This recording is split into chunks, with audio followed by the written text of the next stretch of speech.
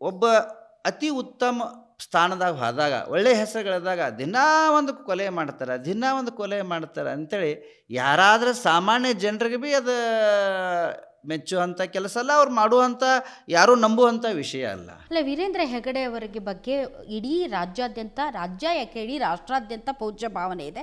ಧರ್ಮಕ್ಷೇತ್ರ ಅಂತಂದರೆ ಒಂದು ಧರ್ಮ ಇರುವಂಥ ಕ್ಷೇತ್ರ ಅಂತ. ಬಟ್ ನಿಮಗೆ ಯಾಕೆ ಅನಿಸುತ್ತೆ ಅವ್ರ ಮೇಲೆ ಇಷ್ಟೊಂದು ಆರೋಪಗಳು, ಇಷ್ಟೊಂದು ಅನುಮಾನಗಳು, ಅಥವಾ ಆ ಕ್ಷೇತ್ರದ ಬಗ್ಗೆ ಈಗ ದಿನಕ್ಕೊಂದು ಹೊಸ ಕಥೆಗಳು ಯಾಕೆ ಬರ್ತಾ ಇದೆ ಅಂತ ತಮಗನ್ಸುತ್ತೆ? ನೋಡ್ರಿ, ಮನುಷ್ಯ ಒಂದು ಅತಿ ಉತ್ತಮ ಸ್ಥಾನದಲ್ಲಿ ಹೋದಾಗ ಯಶು ಕೃಷ್ಣಗೆ ಬಿ ಶುದ್ಧ ಆರೋಪ ಆಯಿತು, ಸತ್ಯ ಸಾಯಿಬಾಬಾಗೆ ಬಿ ಆರೋಪ ಆಯಿತು.